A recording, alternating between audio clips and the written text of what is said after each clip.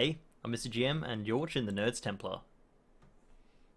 Hey, fellow Templars, Zach here with a very special guest, Mr. GM, Mr. Game Master. You might know him under both those monikers. How are you today, Mr. GM? Yeah, I'm doing good. How you doing? Always doing very well. Thank you for joining us on the Nerds Templar interviews. Yeah, it's good to be here.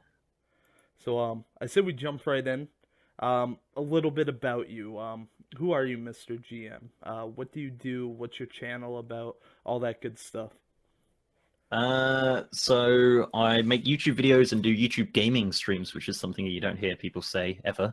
Um, yeah, basically just data mining videos at the moment, covering like new stuff in BFA with all the new patches and models and armors and weapons and the stuff you see on Wowhead, but mostly just like making it move.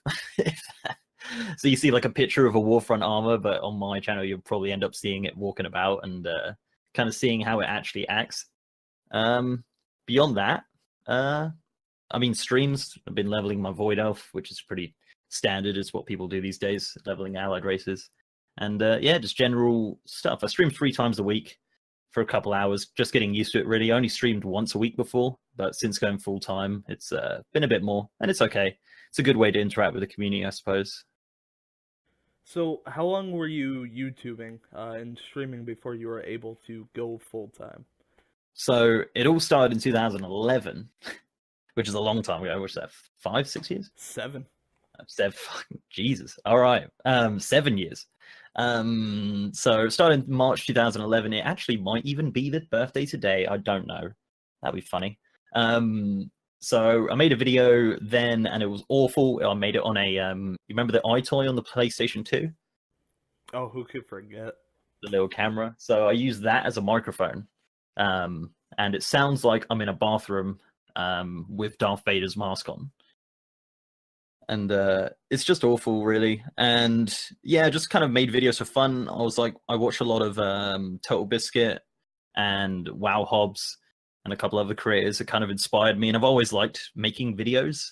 Like as I was growing up, I used to do like jackass videos and stuff like that.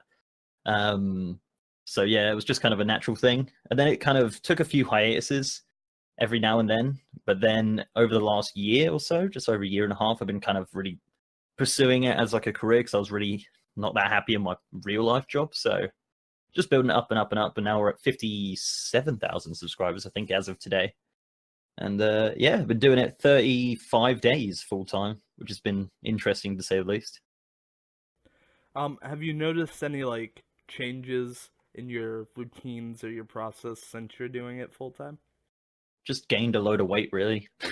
No, I'm joking. No, I mean it's hard.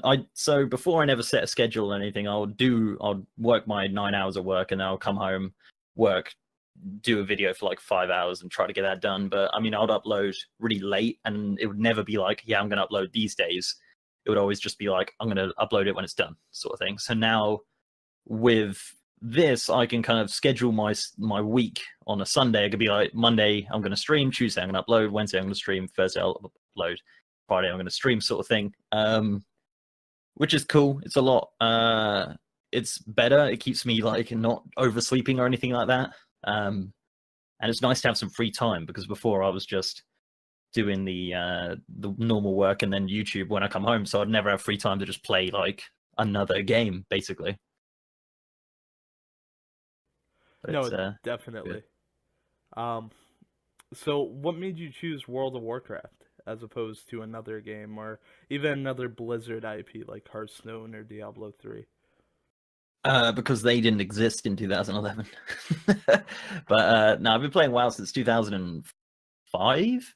I think Christmas Day was the day my account got created, but I was playing on my brother's account before that. Anywho, so I've played through the expansions, vanilla, TBC, etc. And yeah, I mean, in 2011, I believe it was Cataclysm, to my knowledge, I think. Yes.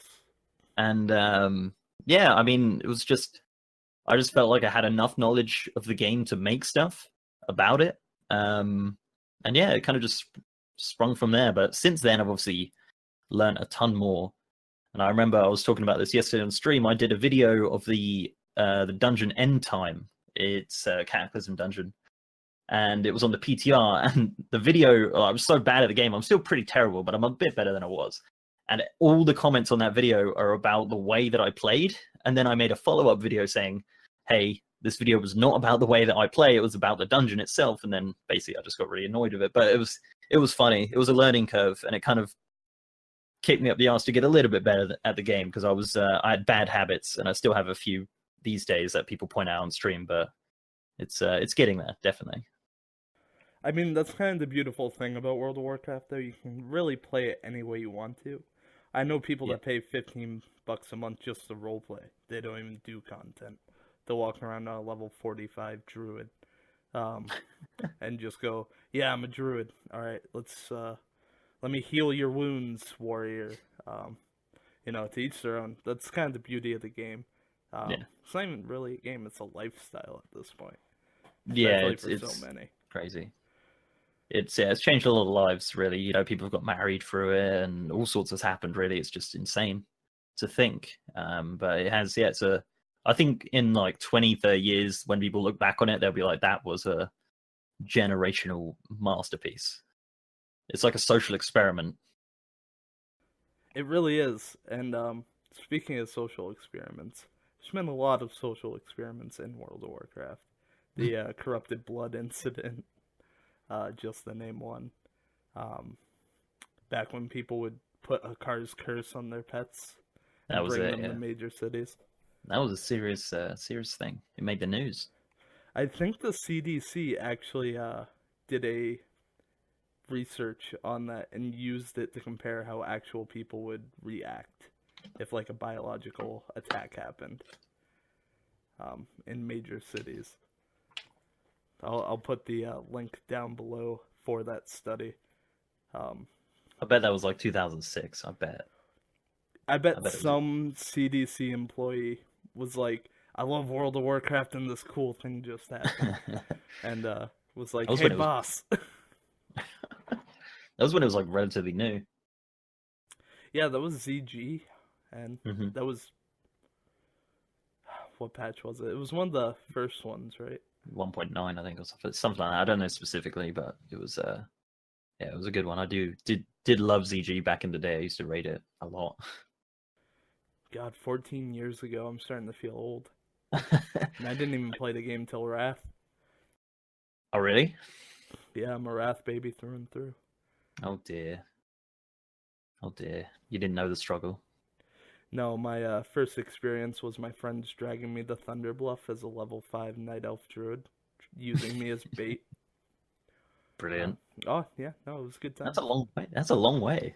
One of them had the chopper, and they were like, "Get in, dude. We're gonna take you to the coolest place around." And they were like, "Just stand there on that little platform once you're off the elevator. Don't target us. We're all stealthed around you. This is gonna be awesome." I guess the other social experiment in WoW was with the garrisons. If see how long a person can stay on sub to the game before they lose their mind and unsub. Was that with or without the mission table helping drive the insanity? It was all just terrible. It was a. Did you play during what? Were you there? I was not, but I joined in on like the last 3 months. I came back and gave it. I mean, it wasn't. Go, but... It was like, it was a nice attempt. The questing was really good. The zones looked really nice. The garrisons was a bit meh. The mission table drove you to insanity, and there was only 2 raids, I think, or 3 raids. It was very, very minimal. And then they kind of pushed it away and went, "Yeah, this is Legion now," and and I think Legion's done all right, really. I will say I do enjoy the way Legion handled the mission table. That being said, I really hate that there was story content tied behind it. Because... like do this mission. You have to wait 3 hours, and then you can finish the quest.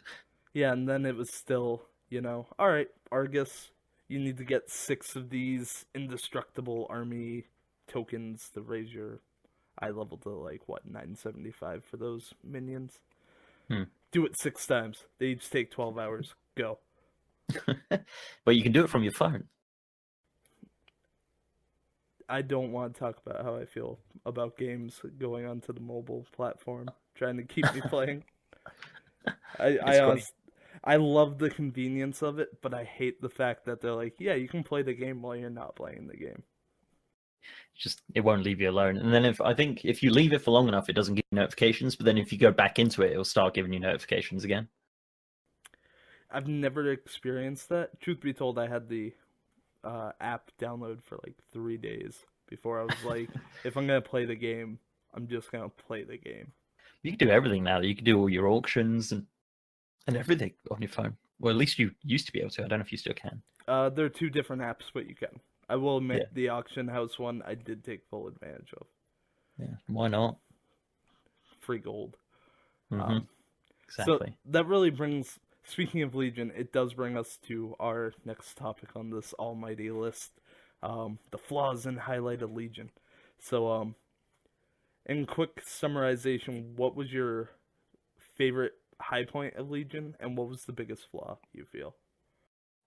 So in Legion, I was, well, to be honest, my whole WoW career, ever since I guess TVC, I've been quite casual. But so I never did any proper raiding or anything like that. I'm a fucking LFG baby. So I love the LFR. I don't love it, but I do it. The so the biggest flaws, I guess, would probably be, again, as you said, the mission table.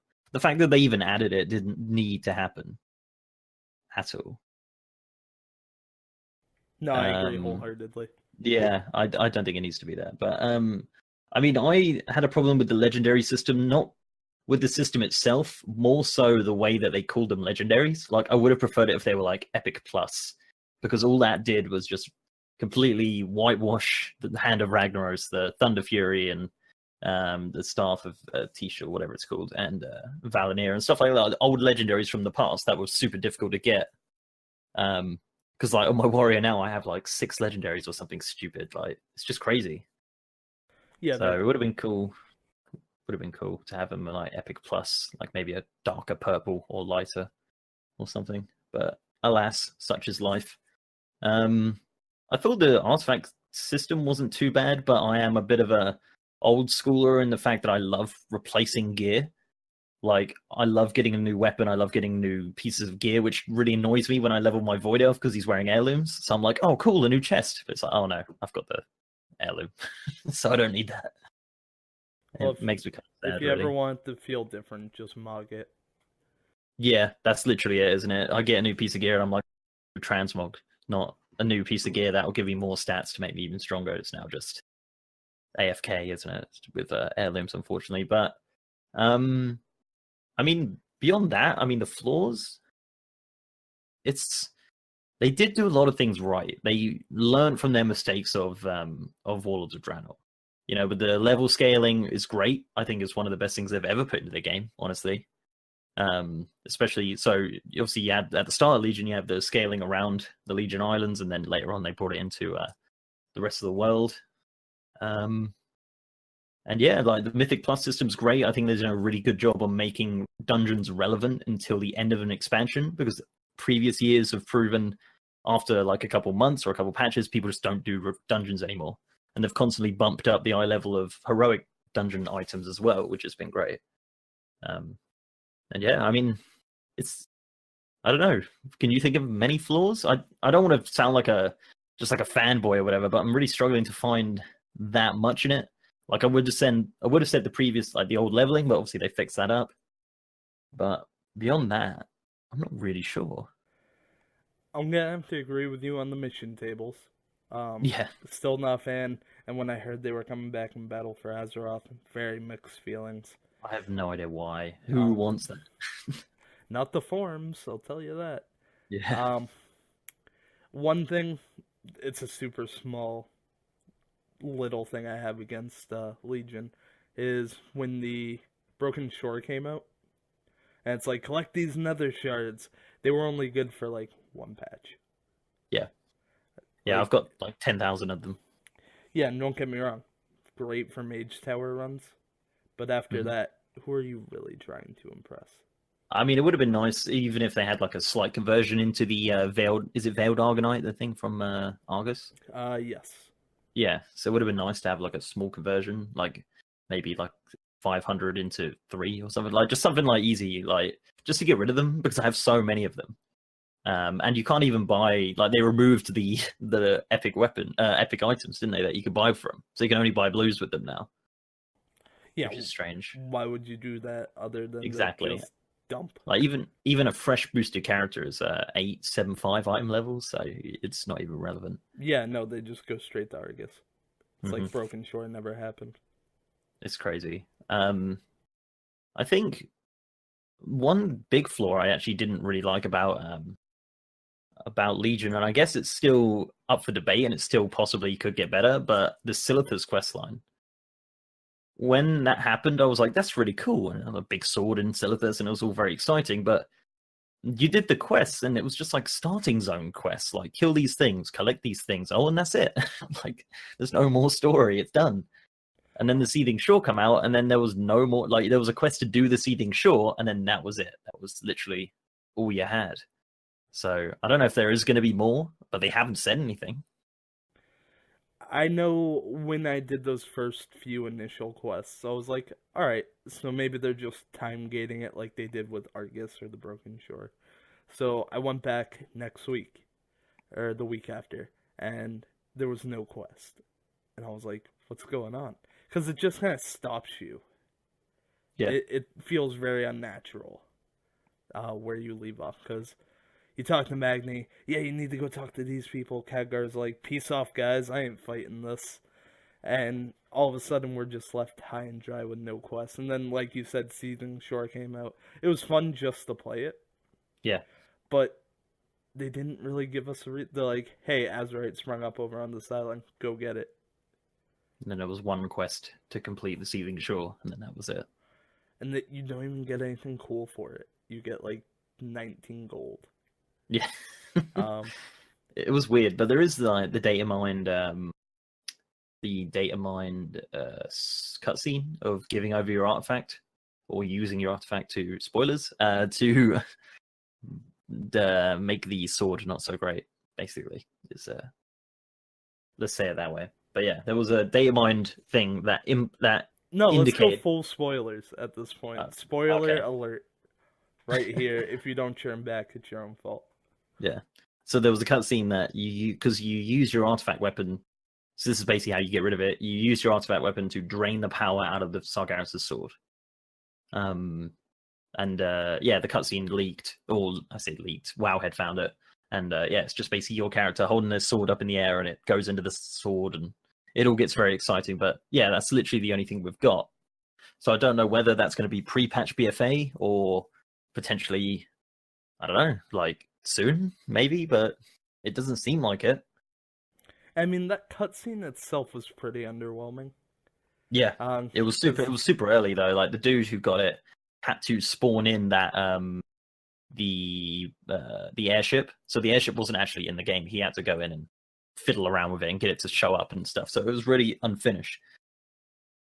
All right, fair enough. Maybe it's the bare bones of like an actual proper cinematic, but I don't know. We'll see. One bit of speculation I do have with that cutscene is if every artifact weapon is absorbing stuff, Xal'atath is totally going to use that power. And that's going to be what breaks N'Zoth free. You think? I'm hoping. Because Xal'atath's the coolest artifact weapon. She talks to you. Yeah. Even in Taurus, every boss, I think she has like something to say. Which is an amount of effort that they didn't really put in with it. Now, don't get me wrong. I don't expect Ashbringer to be like, what's up, homie? How's it going? Let's go slay some stuff in the name of the light. But the fact that they were building that level of story with an artifact weapon. Speaking of stories and leading into battle for Azeroth, what have you seen that's excited you the most? So like most people, Warfronts is definitely something that's intriguing me a lot. Does I've watched the trailer. Understand those yet? No. I've watched the trailer a lot, and I've basically come to the conclusion that it's kind of like a MOBA, but it's not a MOBA because you build stuff as well. So it's like a MOBA and an RTS. but you are the hero character, and there's still characters that like lanes and lanes of peons that run along. Like if you watch any of the footage, you can see that's happening. It's very obvious. Yeah, so I'm curious to see what happens. I think islands, as we said before, those islands have just come up on the alpha, which look really cool. I was watching Sloot, I think, and Towley do some islands this morning. Something I really want to get into, but unfortunately, hashtag no alpha club. Hashtag no alpha. It's okay, I'm right there with you. Never alpha club. That was one that I used. Never alpha club. It's okay. We'll start our own club. Yeah, we'll make our own alpha. Well, there's not a lot of hype anyway regarding... It doesn't feel like it anyway. No. Regarding Battle for Azeroth. Yeah, we're getting those little polls, like last night there was the Coltiran Druid Bear. Mm-hmm. I'm not sure if you've seen it. It looks pretty cool. Wicker Bear. That's cool. Which we still don't have confirmed allied race for the Coltiran humans. Yeah, it could be an NPC model potentially. Yeah, that's what I was telling someone, because they're like, dude, it basically confirms it. I was like, no, it doesn't. Where's the Boomkin and the cat? Yeah. If you had those, okay, you'd have more ground to stand on. But they know exactly what they're putting out there, though. They know what people get hyped over. Like, so with the initial launch of the alpha, so the alpha was never live when it first launched. It like someone found the files, or there was files leaked into something or other. That was on like so the Q&A was set for Monday, I think it was, or Tuesday, and that leaked on the Friday. So it gave the whole weekend for people to go crazy on the data, get the hype really going for the Q&A on the Tuesday. Then when the Q&A on Tuesday came along, everyone was like really hyped. It was like, yes, this is the best. Even though the alpha hadn't launched, but Wowhead and MMO Champion had just gone to town on all of the models at that point. So it really built the hype. So they know exactly what they're putting out there. So like with the Coltier and Druid thing, for some reason there was a build yesterday, which is a Wednesday, and they normally do builds on a Tuesday and a Thursday. Why would they do that? For the Q&A tonight? So what do you think the Q&A is going to have? Because that's only in like, what, an hour and a half? Hour and a half. So what do you think the hot topic's going to be? So I think they will subtly announce the other alliance allied race. I got a big feeling about that, Coltirans potentially, or Volpira. I'm still hoping for Murlocs, not gonna lie. That would be good. Beyond that, probably talk a little bit about War. Probably talk about the feedback they've had on the alpha. Probably announce potentially when the beta's coming, and how people can sign up for it. So they'll be like, yeah, you can sign up on the website, whatever. And yeah, probably talk about some questions. They'll probably take some very specific questions that they've had. I noticed on the thread, not the thread, sorry, the tweet, every question was about Classic. It was like, when's Classic? Why is there no Classic announcements? Hashtag no changes, etc., etc. So I'm curious if they will address anything like that and be like, hey, just to let you know, there's a Classic Q&A in 2 weeks or something like that. Like something like that would definitely put that community at ease, because they're getting a bit itchy with nothing for like 5 months. Well, they were even told during the reveal of Classic that they were like, we only have the idea. We don't have anything else. Nothing's been worked on except for this cool trailer that's just wow cinematics in reverse. Took 5 minutes. I wonder if the dude, like some intern, the night before the announcement was like, oh man, I forgot to do the trailer. Forgot to put what in that shit. Get me the Chromie voice actor now. Yeah, it's I don't know. I don't think they'll address it. If they're going to address it at all, they'll just say Classic's coming. Don't worry. Something and not making changes. I don't know. If it gets too much of an annoyance for them, they will address it, but probably not, to be honest. Well, I was gonna say Ian has a Costas. Hopefully, I didn't butcher that. Isn't even on the Classic team. I don't think. No. I don't think so. I think it's J. Allen Brack, but I think Ian is still the game director, so I assume it comes under him as well. That's fair. Those are like 2 separate games, so it's kind of fascinating that they'd only have one game director. Yeah, I think they'll do a Classic Q&A eventually when they've got more. The thing is, they probably have nothing to share. Yeah, they're probably like, yeah, we're tinkering away at it. Do not worry. Yeah, we're getting those old server blades that we sold from Yeah. charity. It's been really awkward to have these conversations with these owners. Um, so how, speaking of WoW Classic and Battle for Azeroth, how far? Let's just reminisce a little bit, a walk down memory lane, from vanilla World of Warcraft up till now, like the highlights. We can go quickly through like each expansion, one or two things. We don't need to go through the whole spectrum. Yeah. Um, just your favorite things about each expansion. So vanilla was just vanilla, wasn't it? It was an exciting new world, huge world.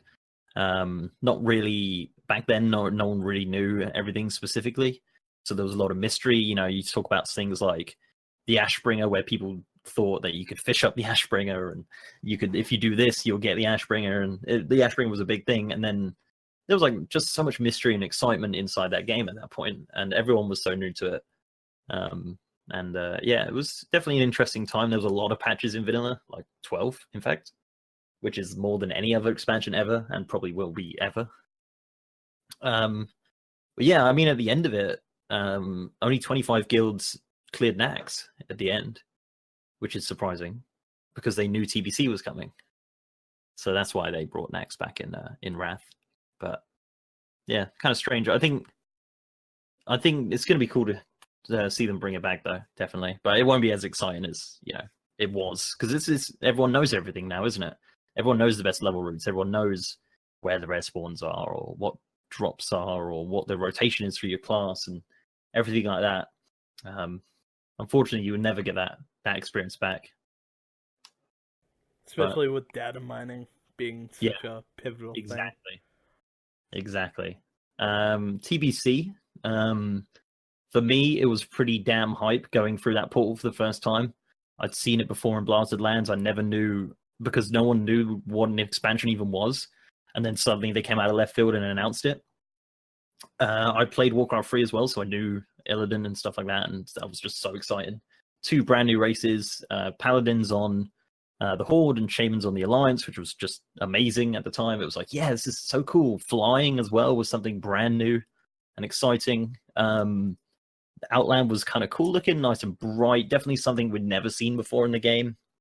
The raids were cool as well, really good. Black Temple was a great raid. Sunwell, I absolutely loved the Sunwell dailies. Thought that was amazing. That was actually still probably one of my favorite daily zones in the game. Wasn't that the first daily hub as well? That was it. Yeah, that was pretty much. Well, I mean, it was a whole zone dedicated to dailies and a raid, yeah, and a dungeon, Majesty's Terrace. But there was the Netherwing dailies, and there was the Nether Ray dailies as well. But overall, as a whole hub, that was the first one, and it evolved over time as well, which was really cool. Yeah, just really cool to see. That was just like one of the most dynamic things they've ever done at that point and in the game. So that was awesome. And then Wrath came along. I remember the Wrath trailer it was just so amazing. Like, I loved the choice of music and everything like that, and the way they announced Death Knights. It was like a paladin that turned into a Death Knight, so everyone was like, do paladins turn into Death Knights, or do we turn into Death Knights? What are Death Knights? What the hell's the hero class? Yeah, it's the fourth hidden talent tree. Yeah, it was really weird. No one really knew at the time, and there was a lot of questions about it. And then I actually got into the alpha of Wrath, which was kind of interesting. I got a few screenshots actually of like some buildings that were not textured and very old stuff, and the old interface for the Death Knights, which people haven't seen a lot of. They used to have like a cool thing around the name back in the day. And then Wrath came out, and that was cool. And then I believe in patch 3.3, they brought out the Dungeon Finder, which was definitely revolutionary and different for the game, I guess, at the time. They did have a Dungeon Finder in TBC, but it was a bare bones version of this one. This one fully got you in a group, teleported you there, teleported you out afterwards. It was very, very different to the old school way of just spamming the LFG channel for like LF1M warrior, or no, tank or whatever, for some random dungeon, I don't know. But yeah, it was definitely different, definitely. And you joined at that time as well. You were there. Oh, I remember when the LFD tool came out, but I remember everyone else was way more excited about it than me. Because I always had that group to Yeah. where I could just, all right, let's fly, let's go do it. Do the heroic daily or whatnot. And then Hmm. all of a sudden, I'm just sitting in Dalaran, just Yeah, clicking that away. sounds like Wrath.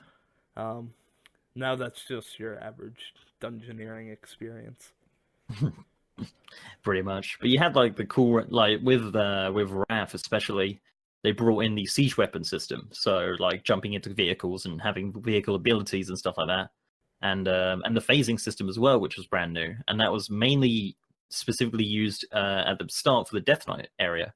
So if you do a Death Knight, you'll see like the area around you changes as you progress through the story, and you'll jump into weapons, and there'll be all kind of cool stuff like that. Something that we never seen in TBC. And they used it well. They used it really well in Wrath. Honestly, they didn't overkill it. A cool zone, as an example, would be the Trial of the Crusader zone with the jousting and stuff like that. That was an interesting experiment. And then that obviously that raid with no ads was kind of strange as well. But yeah, Say that's what just you will, I still love that raid for the fact that there's no ads. yeah, It's it's just a just lot of boss RP growth. though.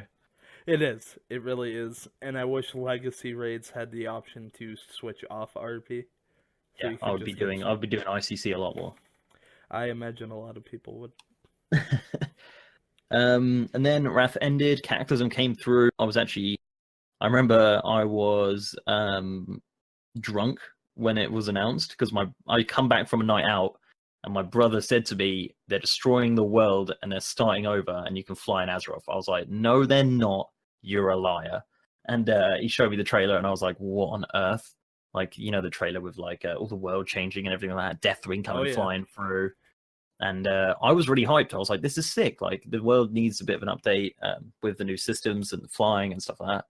And it was a very ambitious expansion because they redid the whole world and some new zones as well. But I think I did a pretty good job on it. We were doing some Cataclysm time walking yesterday, and the dungeons were fun. And they ticked a lot of boxes on mysteries of World of Warcraft, like Grimbatol was a mystery of World of Warcraft for a long time. Oldham and what was through the gates at the bottom of Tanaris was a mystery for a long time. And stuff like that. And like you go to the Maelstrom, you go to Deep Home and stuff like that. It's cool. I really did like the lore and like the story of Cataclysm.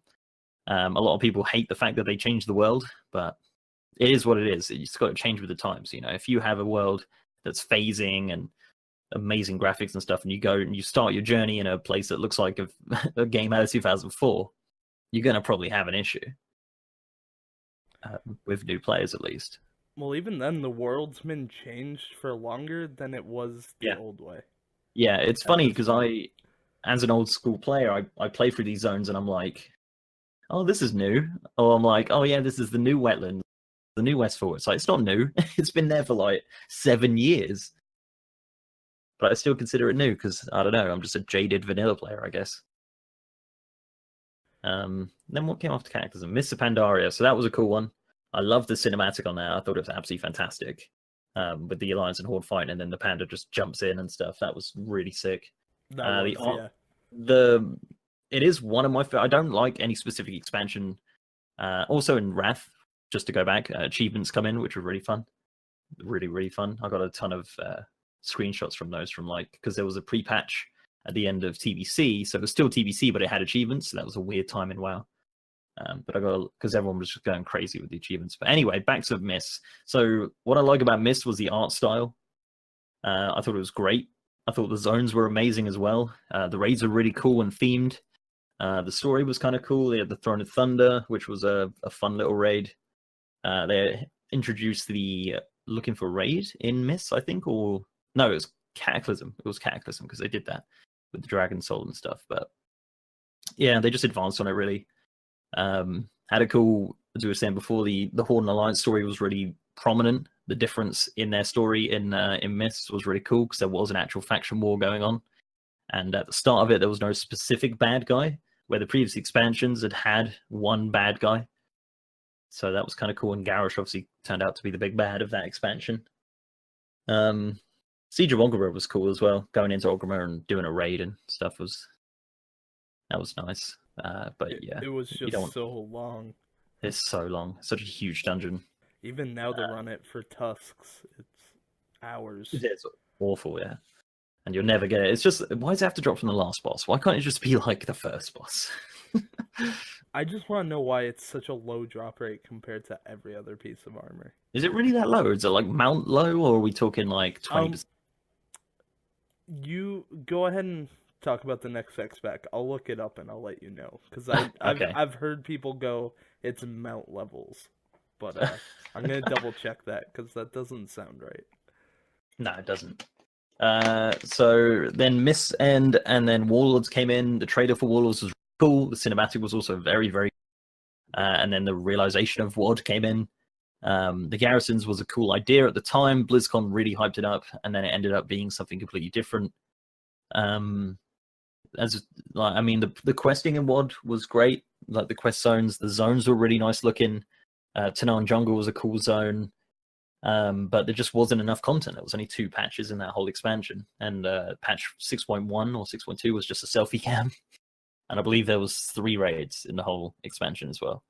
So a bit lackluster, and then they kind of just pushed it aside and went straight into Legion, which, as we said before at the beginning of this, was a pretty good one. Honestly, I think it's one of their better ones. It's one where they learned from there a lot of mistakes, and added in some interesting systems, which I think going forward into Battle for Azeroth will be definitely good, like things like Mythic Plus, especially because I think that's a system that you can do, anytime as long as you've got some friends. But I mean, I wouldn't be surprised if they added like a Mythic Plus queuing system in Battle for Azeroth, but that is yet to be seen.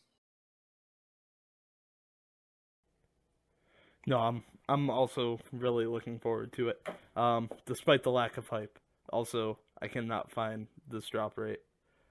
Isn't on Wowhead. Wowhead has it at question mark. It's a mystery. Which is a shame because they look so good. They do. Especially with Magar orcs coming up.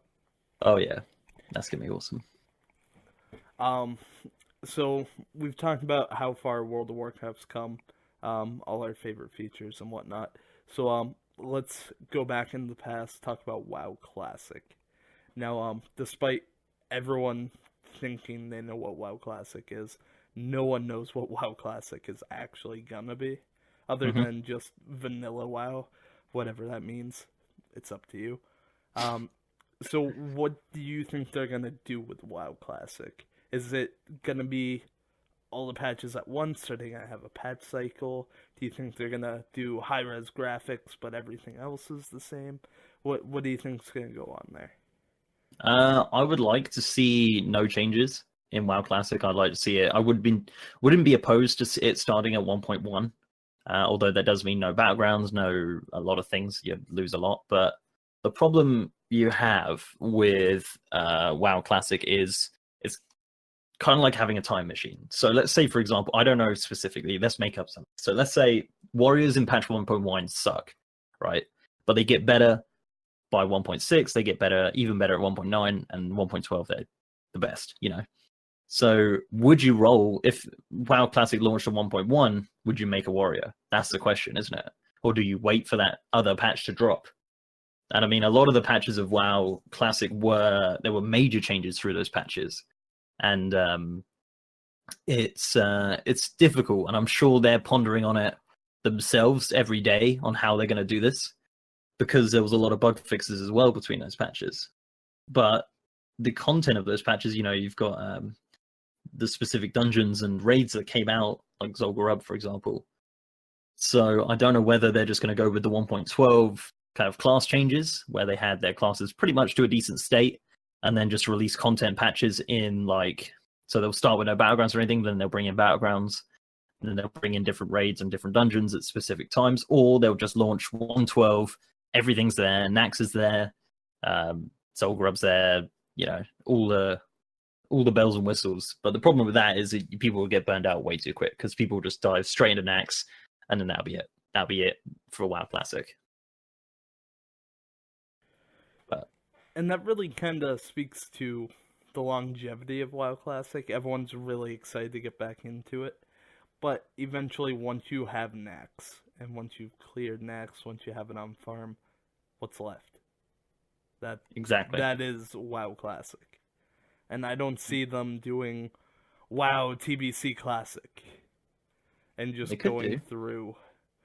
They could, but I feel like, once again, they'd have to upgrade that client up to the Burning Crusade if people want to go through with those characters. And then it's not vanilla. It's not the original goal. Yeah, unless they choose to progress vanilla into 113 and add like Karazhan in vanilla and various other things that were potentially planned for vanilla but came in TBC. Because I think there is enough proof to prove that Karazhan was actually planned for vanilla originally. Oh yeah, there's loads of cut content. I actually just watched a Bellular video about it yesterday. So no, there's tons. And it'd be cool if, like, after Nax they were like, all right, here's all this cut content. Yeah, it would be cool, but I think if they're going to do that, they would have to keep the other 112 server going, because they can't, because that would just annoy the purists. Yeah, it's best to leave well enough alone, I think. So they'll just make another server with 113 if they're going to go that route. The thing is, it's whether or not they want to put the resources into it, and if there is enough of a fan base for it.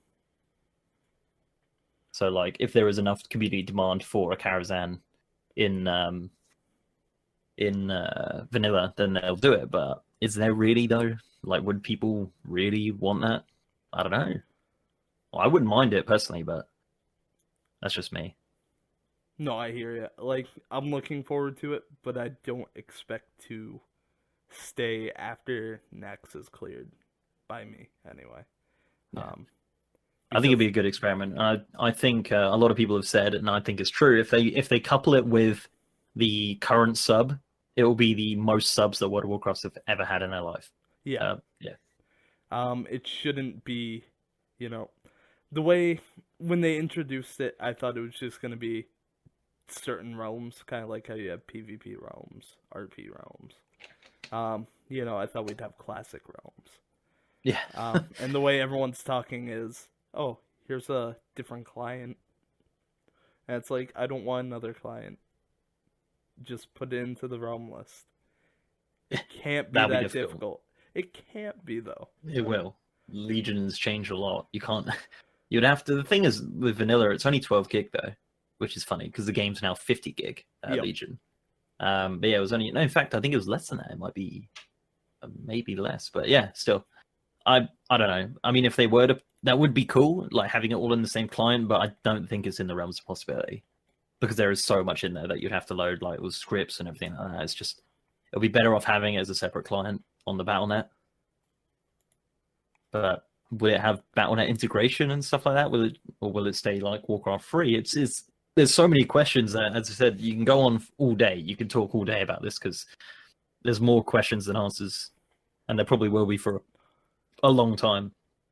Who knows? Maybe we'll do a round table discussion. We'll grab some classic people. I know a few dudes that would love to chat. Oh well, thanks for the idea for the next video. Nerds of the round table. Trademark Nerds Templar. Just kidding. So in Legion we decide, I still can't believe we're gonna talk about this, but we're gonna. In Legion we went up into space, went to Argus, kicked some Legion ass. And recently President Trump said he wants a space force. A military branch dedicated to outer space. Does this have the potential for us to bring into real life our Argus stomping, demon ass kicking ways? Yeah, I mean, the dark side of the moon is just full of demons. So Trump and his space force are going to go over there and kill him, I think. But yeah, no, I didn't think it was real. And when you posted it to me, I did. But it turns out it is. And really, who the hell are they going to be attacking? Like, is he going to be like, we're going to keep asteroids out? Yeah, that'll be it. It'll And be like Armageddon. we're gonna make the ozone pay for it. Just let off a load of bombs in space. What could go wrong? Oh, all that space trash, it's just gonna vaporize, right? Yeah, that's how they get rid of it. The space police. That sounds like some crazy sitcom or like a Saturday Night Live sketch. Sounds like a really bad 80s movie. Yeah. Space Trump's... police. Oh my god. There probably is an 80s movie that is exactly like that. I'm gonna look it up, and if I find it, I'm gonna send it to you. I promise you, and we'll watch it together. It'll be Put a link in the description if you find it. I'm sure people would be interested. Oh my god. So I just had to bring that up because it's just crazy. My brain hurt when I saw it. It just sounds like clickbait. It does. It sounds like a BuzzFeed article. Top 10 things Trump has said. You won't believe number 4. What's number 4? Yeah. He wants to start space military. Oh, man. Just bad. So, I guess I'll open up the floor to you. Are there any topics you want to talk about whatsoever that we haven't covered? Trump or not Trump related? There is there was something that someone brought up on stream the other day about BattleNet with how annoying is it? I don't know if you have the same problem, because I have a few friends in the US and obviously have friends in the EU, but BattleNet doesn't have an EU and a US friends list. It does not. So I have 2 BattleNet accounts. One's an EU, one's a US. They cannot interact with each other. I cannot friend people from other regions. So all my US friends are on my US one. All my EU friends, which is like 1, by the way, is so we're gonna fix that. Is on the EU, and I get why they're doing it, because different regions, latency, all that. Even if you go to the China servers, right, completely different from the EU client and the US client. So I can kind of get why they split it up. Although I would love for the WoW token to have EU value over in the US, because it's like 300k. But even even beyond WoW, the BattleNet itself, the BattleNet client needs to be because games like Overwatch, games like Destiny 2, for example, I think Destiny 2 is worldwide. I don't think Overwatch is. But do people still play Destiny 2? I don't know. I never played it.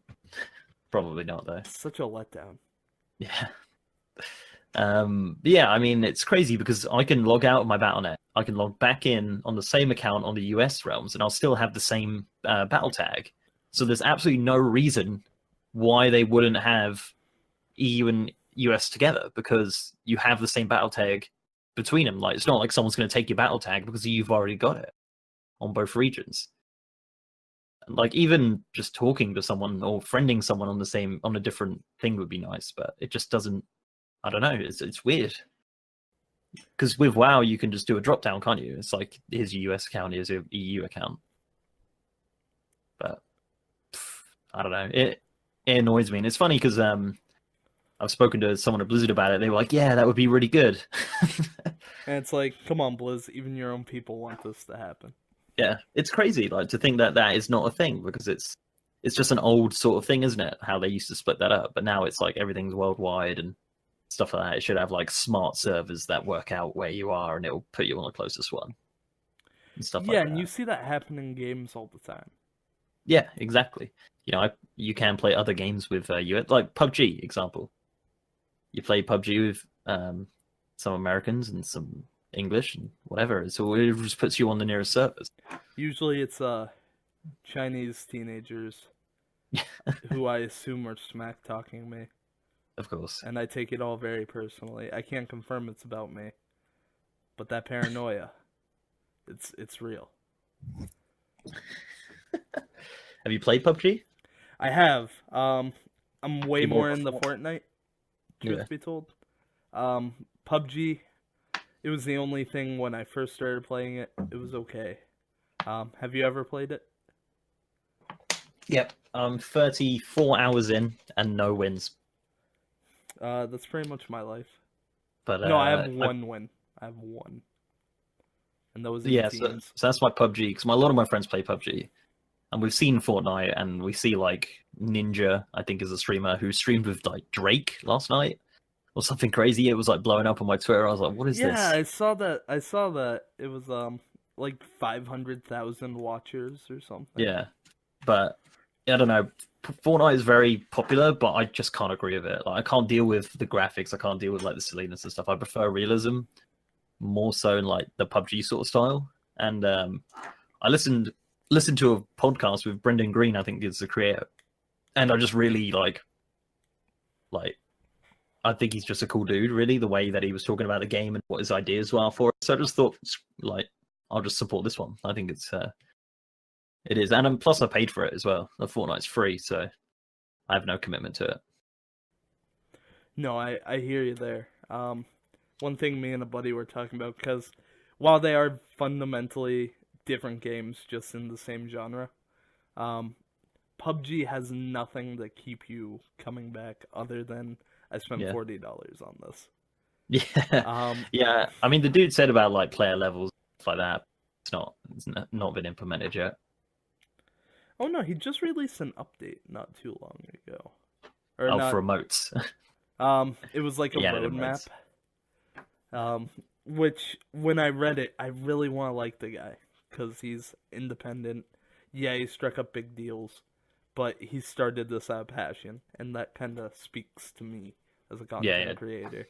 So I want to like what he's doing. But when I read his roadmap, I was like, he's just saying Fortnite did all of this, so we're gonna do it too. Yeah. Except for the new maps. That sounds cool. I'm excited about that. Fortnite just keeps building on to the same map, which maybe he could work on. I'd love to see destructible buildings in PUBG. Oh, that'd be great. Yeah. Every time I'm in a building, I'm like, yeah, if they just blew down the wall or whatever, or crashed a car into it and it just crumbled, that'd be so sick. Like, kind of Battlefield 1 is a good game, good example of that, if you ever played it. I have, yes. You can just destroy an entire town, and it's amazing. It sounds amazing. But, yeah. Yeah, anything else? I guess we've kind of gone a little bit off topic, I suppose. I mean, we're still talking games, so that's fine. I was going to ask if you played anything other than WoW, and you already answered that. Yeah. I mean, I played, I want to play Dragon Ball FighterZ, which is like the new fighting game. Is that I'm not really out into yet? fighting games. Yeah, it's out, yeah. I'm not really into fighting games, but I like Dragon Ball Z, so I thought maybe I'll like that. So I played a bit of Xenoverse, which was okay. But beyond that, I'm kind of a sucker for Lego games. Like I'm Lego starting Marvel to hear that superheroes. more and more. They're really funny. They're like really meta, and they know like They know what they are. they know what they are. Yeah, they're fully aware. And there's like loads of like little stupid little jokes that are just like kind of similar to like how the Lego movie was funny. I'll give you that. That movie was pretty funny. Exactly. So it's very similar to that. They were a lot of fun. But I love Marvel and stuff like that, so it's like really cool to see those characters. And I think the graphics are really well done as well. And just like it's really just a fun game. And plus it's couch co-op, which is something you don't see ever anymore. Last time I saw it was Rocket League, which was a great game. That is kind of an interesting trend. Is you see games promoting multiplayer aspects, but at the same time they're cutting down split screen. Yeah, split screen is my generation. The good times. No, that's what I'm saying, because I remember playing Halo with my brother, split screen, in our bedroom as kids. Yeah. And it's one of the memories that I cherish with my brother. But kids these days, I know I'm starting to sound like I'm 50. Kids these days, they just won't get that experience. No, they'd be on headset with their friends, calling them all sorts of medical conditions. All sorts of medical, screaming about all the moms they've had intercourse with. That's it. Yeah, it's definitely a different world, and I don't know this world anymore. I'm just so old. At least I feel it when I see people like. I don't even know anymore. It's just sad. It makes me sad. The times definitely are changing, and even though I'm only in my mid-20s. I don't know how old you are, but Yeah, I'm the same. mid-20s. It's weird that we have to feel old Yeah, um, when supposedly we're at our peaks. Um, I'm definitely not at my peak. That's over. Those days are gone. well, once you start making YouTube videos. That's it. It puts 10 years in your life. Yep, yes it does. The amount of sleep I've been getting, though, that's record amounts. It's amazing. Is it 8 hours solid? It's just whenever I fall asleep and whenever I wake up. Oh, fair enough, fair enough. I'm sure it equals out at some point. It adds up to 8 hours by the end of the week. All right, well, that's fair. That's fair. Um, so do you have any projects coming up that you want to talk about? Anything you can talk about? Nothing like massive, like the biggest thing I do in the year, and I'm assuming maybe I'll do it, but so last year and the year before, Talias and Nevtail do like an end of the year thing, which are really cool. Yep. So I guess that's a pretty cool project to get involved in. But yeah, we'll see if I get invited to that again. But that's always fun. Beyond that, really, as I was saying, like with every patch on the alpha, you got like 30 new videos.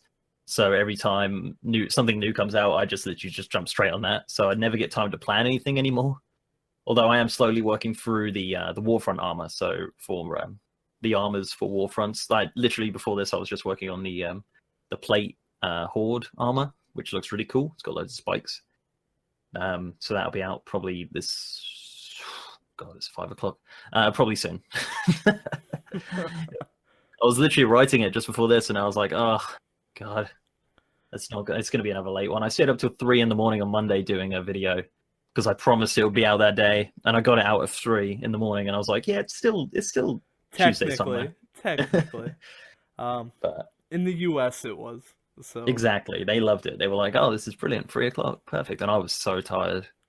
Like it was more so the editing than the audio. Like, because I got all the audio done early, but it's the editing and capturing footage, especially for that video, because I'm too much of a perfectionist when it comes to like the Warfront weapons. So I was showing off the weapons, and any normal person would just show off the weapon on a random model, like an orc, and just show them each and that. But I wanted to do it so everyone felt involved. So I got every single race, and I showed off the weapon on every race, and I showed off the weapon so like say if it was a bow, I would get the guy in full tier 21, and it would just look like, so it looks legit. So it's not just like someone walking in like starting gear with the weapon. You know what I mean? yeah, no, I hear you. So it takes way too long, and I'm sure no one appreciates it. I'm sure they just looked at the weapon and went, oh, not like, yeah, cool, it's not on a Blood Elf. Oh, cool, it's on a Nightborn now. That's awesome. Like, but for me personally, I feel better when I do that. So with this Warfront armor, I could do it on an orc, the whole thing. I could just do the whole video on an orc, and no one would bat an eye. But I want to do it on everything. I want to do it on a Goblin. I want to do it on a High Mountain Tauren. I even want to do it on a Zandalari Troll, because that's something that's coming. Or a Magheart Orc. And it takes a while, but it's by the end, I feel pretty satisfied that you cover all the bases. No, and that speaks to quality over quantity, because you see so many YouTubers just try to push out content and content one after another. And it always helps to slow down, figure out what you actually want, and stick to the standard that you set for yourself. Yeah, I mean, the thing is, with the size of my channel, I got the beauty of there's a ton of channels out there who do similar stuff to me, and I'm friends with a lot of them. They just push out content. Like, for example, Zandalari Troll Druid. Kultiran Druid form came out yesterday. They've already smashed out a ton of videos about it. I'm going to wait. And the thing is, if I wait, I'll obviously get the animations with it, and I'll be able to do a bit more in depth. At the moment, they just show it. They don't say anything about it. They just show it with a bit of music, which is fine. I've got nothing against that. They can do that. But for me, there's probably already videos about the Warfront Horde armor, but I just want to do it my way, where I do like my own commentary on it. I do it in my own style and stuff like that. And normally it does, pretty good. And I don't get a lot of comments saying, I have already seen this or whatever, because I'd like to hope that people are more interested in hearing what I have to say about it than the stuff itself. But obviously they want to see the stuff as well, because that's why they clicked it. But I'm probably just rambling absolute madness. It's okay. It's all gonna go in. Brilliant. The full scope. if anyone can make sense of that, then please let me know in the comments.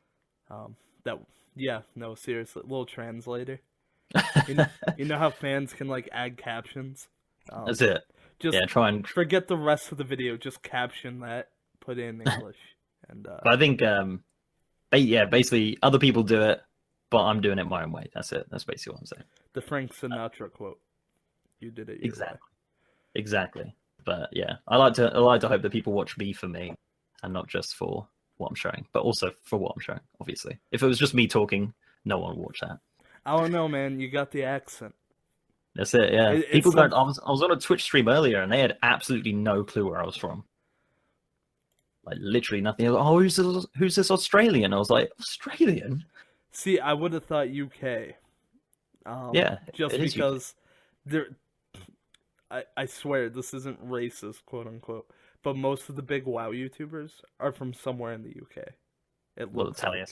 they are actually. Yeah, Preachers Preach. Preachers are from some up north somewhere. Bellylar's technically from the UK. He's from Northern Ireland. Yeah, it's actually a good point. Someone said that the other day, that a lot of streamers are from America and a lot of YouTubers are from the UK, which is kind of interesting.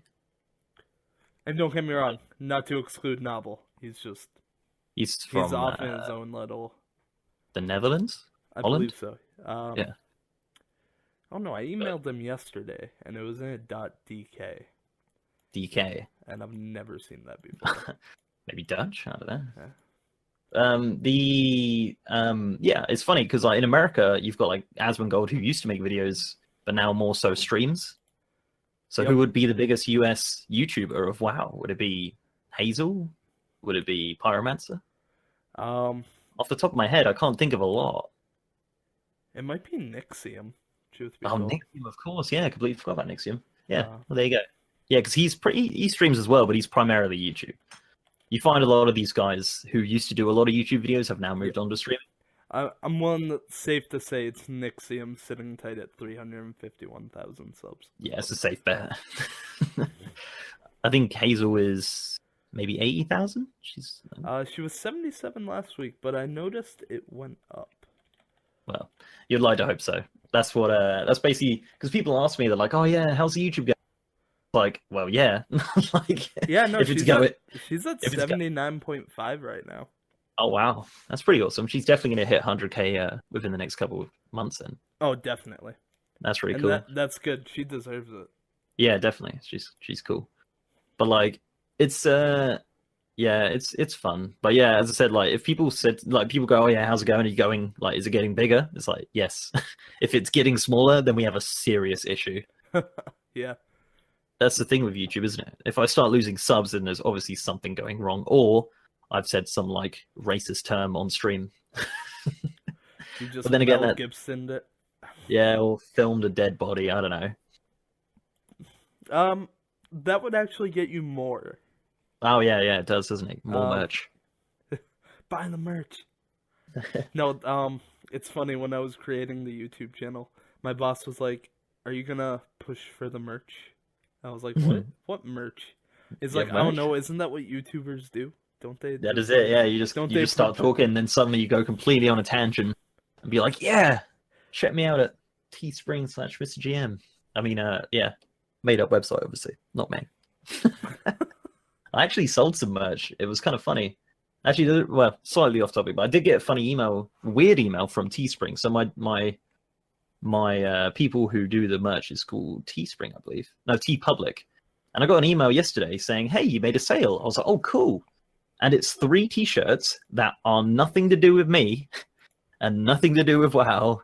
And I got $8.58 for them all. And I have no idea why. So I just looked up your store. Oh. I like Make Vanilla Great Again. Okay. By MrGM. Yeah, they are actually really good to me. They sent me a lot of free stuff when I first signed up. To obviously, you wear it in the stream, you're more likely to get someone to buy it. But I mean, I want to get someone to design some stuff because it's a bit lackluster. It was all just kind of stuff that I randomly thought of. Yep. But yeah, I'd love to get some cool like not even my logo, just like merch, like cool gnome related merch or something. I don't I know. do like the gnome pocket tee. I'm Yeah. actually looking at that right now. The there's an Illidan shirt on there in the shape of Batman, the Batman logo, the 1980s Batman with Adam West. Was it 80s, 70s? For Adam West? No. So do you remember the Adam West Batman logo? So it's like old school. It's got kind of Batman in the middle of it. Yeah. So there's an Illidan shirt on my TeePublic, or at least there should be. I don't see that. All right, yeah. So basically with TeePublic, I'll send it to you. So basically with TeePublic, you can have your own store where you have your own designs, but you can also another store where you have your designs plus other people's designs. Yep. Oh, that's pretty cool. And you actually get like a very, very small margin on that t-shirt. Anyway, they sent me that free because they're super nice. And I wore it at BlizzCon and it got so much attention. They loved it. They were like, "Oh, sick shirt, man." I was like, "Yeah." That is a pretty sick shirt. It is cool, isn't it? I was so happy with it, especially in that color. Because you can get it in any color, but I was like, purple, that's the one. Well, it's Illidan. If it's not purple, it's not him. Exactly. It's a great shirt. And yeah, there you go. TeePublic. Well, I'm going to count TeePublic as your first plug. That's it. We plug in stuff.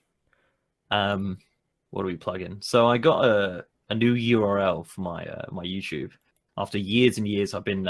so I changed my name beginning of last year to MrGM from Mr. Game Master Reviews because it was just too much and I wasn't doing reviews anymore and whatever. Nothing wrong with a little rebranding. Exactly. I was doing different things, so I thought a different coat of paint would be nice.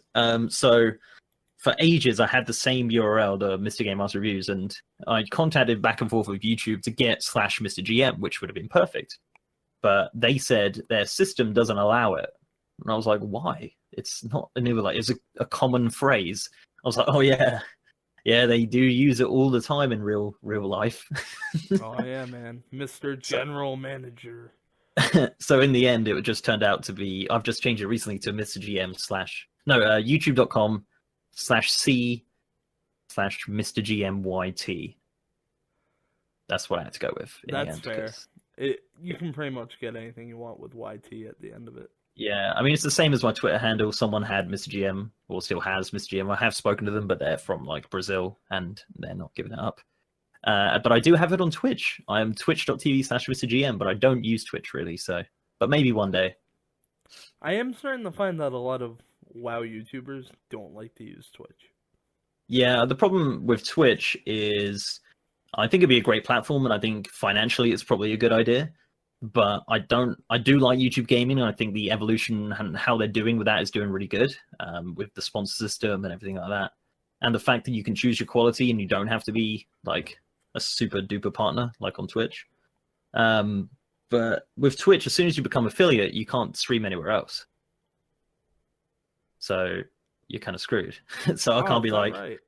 Yeah, so I can't be like, yeah, we'll stream on Twitch and YouTube. You can do that until you're an affiliate, but when you're an affiliate or a partner, you're like down on Twitch forever. You can't, like, they will find you and they will kill you if you stream somewhere else.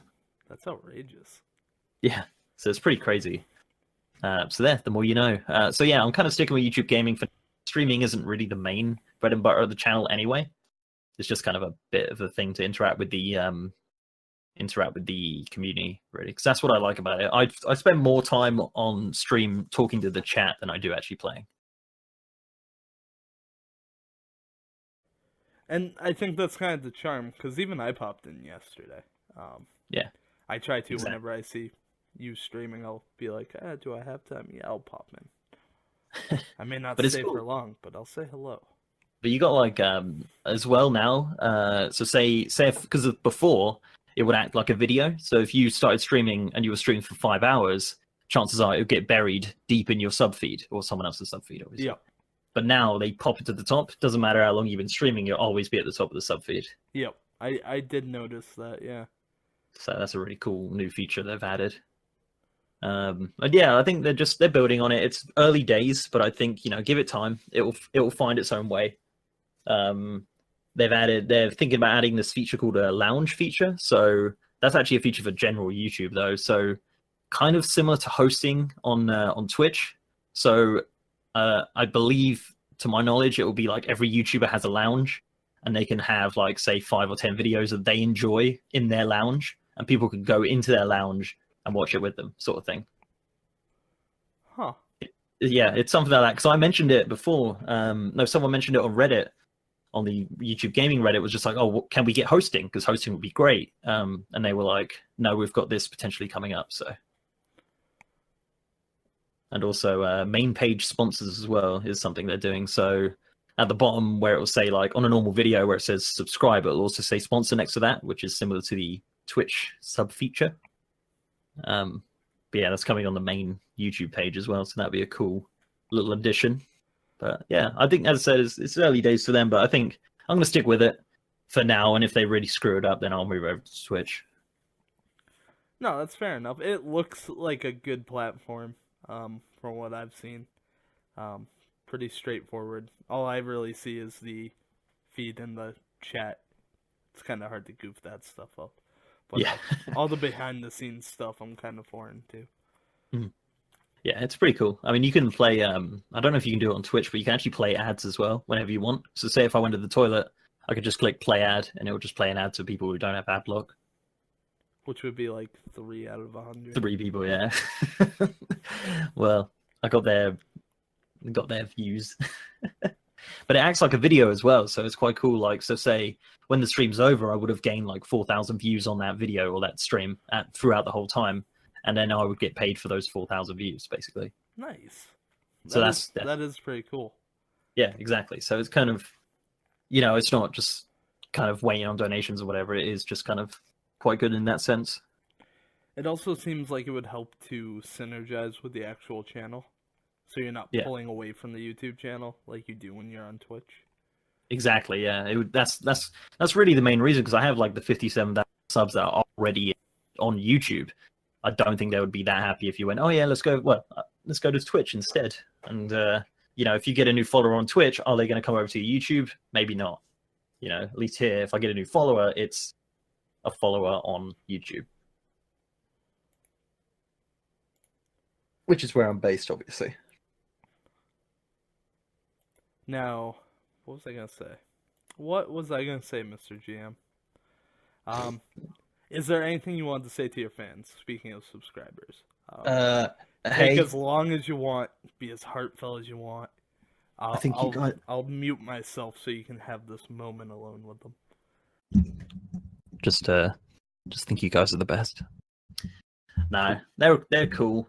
They're cool dudes. We have a Discord, partnered Discord, so I got a free hoodie for that, so that was fun.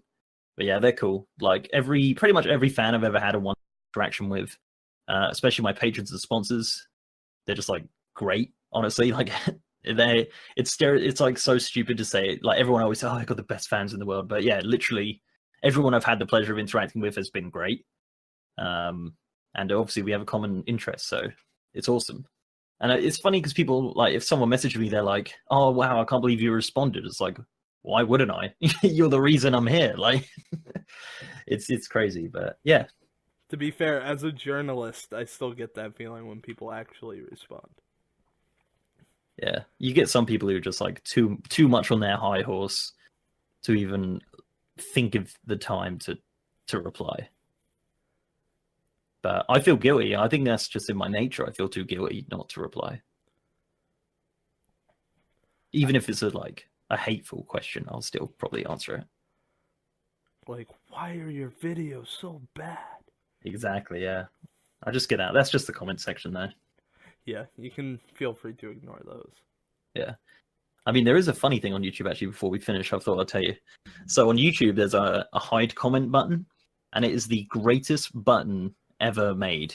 So say a guy called Steve comes in, he's like, "Oh, your videos are the worst." He types a big, massive 2-sentence like comment saying how much I suck and how terrible my videos are. I can click that in all caps, of course, and I can hide that comment, but he'll never know that he's been hidden from the channel. So every video I make, he can come in, write his comment. The only person that will ever see that comment is him.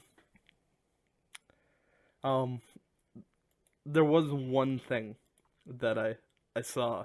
It kind of, it's a little retribution, because I've heard of that, and I think Warcraft Bible. Do you remember him at all?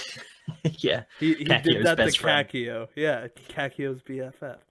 I think he did that to Kakio, and Kakio just unleashed that video on him.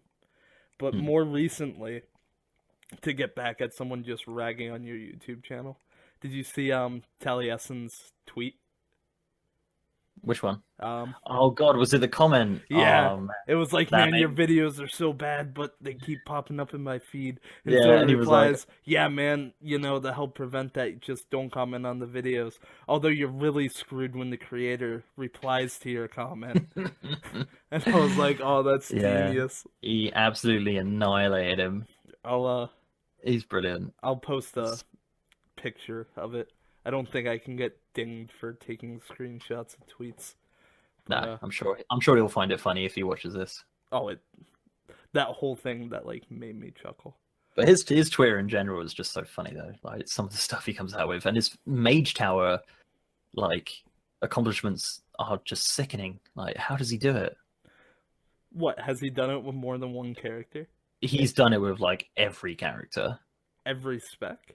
I swear, like every day that the Mage Tower is up, there's at least 3 tweets from him going, "Oh yeah, I did this one. Oh, I did this one too. Yeah, oh, it's good fun. Yeah." Like so casual. I've done the Fury one, and I've worked out it's mathematically impossible. And people are like, "No, it's easy." They're liars. That's what they are. But it is good fun. I really like that system. What if he really gets preached to do that? You ever see that one video that Which one? Taliesin Avatel did? That Taliesin's like healing a raid, but it's really preach playing. Oh yeah. I love that. I just love the production value of it. Just something that you never see in this community at all. Yeah, they treat it more like a variety show almost. Yeah, it's amazing. As opposed to just YouTube. And really, what you got to think is they get that shit out in a week, like with brand new news as well. Like, oh my god, I don't know how they do it. He'll release a video. He'll probably release a video this Saturday, all about. No, it'll be the whole weekly reset plus everything from the Q&A today. How does he do it? He must not sleep. Or if he does, maybe like 2 hours a night. Yeah, just rolling around, just Khadgar, just like, knowledge is power. Well, if he ever comes on, I'll invite you to the call. Cool, just bring me in. Don't even ask if I'm around, just invite me in. Doesn't matter what I'm doing. I won't even tell hang on, him. I'm just... I won't even tell We'll be like, Taliesin, this is an intervention. Yeah. You know Bellulade? Well, we got Taliesin aid. Taliesin AIDS. Oh man. Oh, that's a good way to end it, I guess. Yeah. Yeah. No, I couldn't think of a better way, even if I wrote it. Brilliant. So, it was. Thank you so much for joining me. That's all right. I think this turned out to be like an hour and a half. Nice. Just in time for the Q&A. Yep, 40 minutes to go, which means this video is gonna get put off till tonight. Just for that Q&A. I mean, how hard could a video where you're just talking to someone be? How much editing do you need to do? Do you need to bleep, bleep out my swears? Get this. With Hazel's interview last week, thought it was gonna be super easy. But I was so quiet in the audio. Oh my I God, had to go through Audacity, cut all my audio, put it on a separate track. My God. And increase the volume so you could hear me. And then people still said I was too quiet. My God. And by that I mean everyone who's offering me advice because I'm a new YouTuber. And by that, friends and family. I think I was your first subscriber. You were, and I appreciate that. See, there you go. I'm going to be the first to watch this as well. I'll leave it unlisted. Just send you the link to make sure, and then I'll make it public. Yeah. If there is a way to do that. There is. What? Where there's a will, there's a way.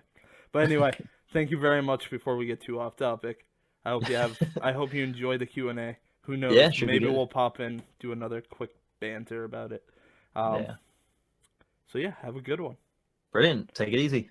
And if you like this video, please do like, comment, and subscribe, and make sure to hit that notification button so you're notified every Sunday, Tuesday, and Thursday when we release new videos.